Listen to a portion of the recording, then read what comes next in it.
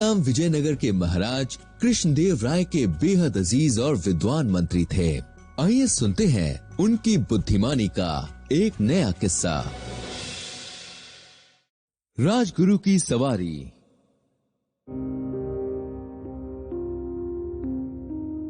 तेनालीराम ने विजयनगर दरबार में अपनी जगह बना ली थी और महाराज कृष्णदेव का विश्वास भी जीत लिया था, पर उसे अभी भी राजगुरु द्वारा किया गया व्यवहार याद था। बदले के इरादे से तेनाली ने राजगुरु के बारे में छानबीन करनी शुरू की। कुछ दिन बाद तेनाली को पता चला कि राजगुरु हर रविवार सुबह जंगल जाता है और दोपहर होने से पहले वापस लौट आता है। राजगुरु का एक सेवक था, चिन्मय, जो बहुत ही सीधा साधा व्यक्ति था।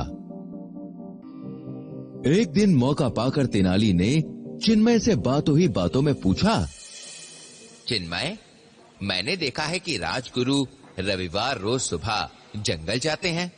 क्या तुम मुझे बता सकते हो कि राजगुरु को हर हफ्ते जंगल में ऐसा क्या काम होता है? चिन्मय चुपचाप खड़ा रहा और तेनाली से नजरें चुराने लगा। तेनाली ने एक बार फिर से प्यार से पूछा, घबराओ मत चिन्मय, जो कुछ भी तुम मुझसे कहोगे वो हमारे बीच ही रहेगा। चिन्मय ने थोड़ा घबराते हुए जवाब दिया, वो राजगुरु ना जंगल में शिकार करने जाते हैं। ये सुनते ही तेनाली की आंखों में चमक आ गई, क्योंकि विजयनगर में शिकार करना सख्त मना था। बस तेनाली को राजगुरु को सबक सिखाने का एक सुनहरा मौका मिल ही गया। अगले रविवार तेनाली भी सुबह जल्दी उठकर राजगुरु के पीछे पीछे चल दिया। राजगुरु जंगल में पहुंचकर एक ऐसी जगह रुक गया जहां बहुत सारे हिरन थे। उसने अपना तीर कमान निकाला और एक हिरन पर निशाना लगाने लगा। तभी पेड़ के पीछे से निकलकर तेनाली बोला, वाह वाह, देखो तो विजयनगर के राजगुरु शिकार करने आए हैं।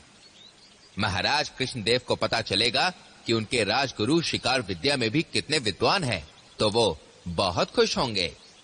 राजगुरु के हाथ से तीर कमान छूट गया।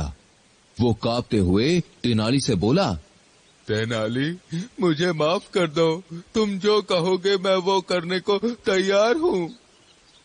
तेनाली ने कहा, ठीक है, अगर आप मुझे अपने कंधों पर बैठाकर विजयनगर की यात्रा करवाएंगे तो मैं किसी से भी कुछ नहीं कहूंगा। बेचारा राजगुरु अब करता भी तो क्या करता। वो तेनाली को अपने कंधे पर बैठाकर विजयनगर की गलियों में घूमने लगा। जल्द ही राजगुरु के कंधों में बहुत दर्द होने लगा, पर उसके पास और कोई रास्ता ही नहीं था। घूमते घूमते तेनाली और राजगुरु राजमहल के पास से निकले। महाराज कृष्णदेव अभी अभी सोकर उठे थे और अपने कमरे की खिड़की से बाहर देख रहे थे। तभी उनकी नजर दूर से आते हुए एक आदमी पर पड़ी, जो किसी दूसरे आदमी के कंधे पर बैठा सवारी कर रहा था। वो आग बबूला हो उठे। उन्हें एक आदमी का किसी दूसरे को ऐसे तकलीफ देना अच्छा नहीं लगा।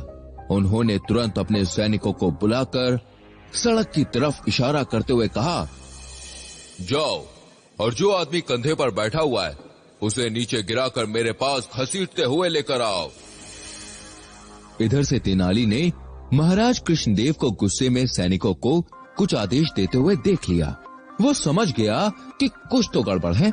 वो तुरंत राजगुरु के कंधों से नीचे उतरा और बोला, चलिए राजगुरु, अब आप थक गए होंगे, अब मैं आपको विजयनगर की सैर करवाता हूँ। राजगुरु की जान में जान आई और वो लपक कर तेनाली के कंधे पर बैठ गया। दोनों कुछ ही दूर चले थे कि तभी सैनिकों ने आकर राजगुरु को तेनाली के कंधे से नीचे पटक दिया और घसीटते हुए महाराज कृष्णदेव के पास ले गए। राजगुरु की सिट्टी पिट्टी गुम हो गई। उसे समझ ही नहीं आया कि यह हो क्या रहा है। सैनिकों ने राजगुरु को महाराज के सामने लाकर खड़ा कर दिया। पीछे पीछे तेनाली भी आ पहुंचा राजगुरु को इस हाल में देखकर महाराज कृष्णदेव हैरान रह गए। वो बोले, राजगुरु, हमें आपसे ऐसी बिल्कुल भी उम्मीद नहीं थी। आप बेचारे तेनालीराम के कंधे पर विजयनगर की सवारी कर रहे थे। आपको शर्म आनी चाहिए। आपको अभी तेनालीराम से माफी मांगनी पड़ेगी।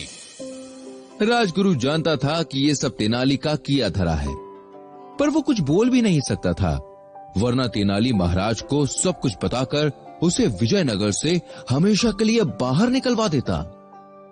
राजगुरु ने तेनालीराम से माफी मांगी और अपने कंधों को सहलाते हुए चुपचाप वहां से निकल गया।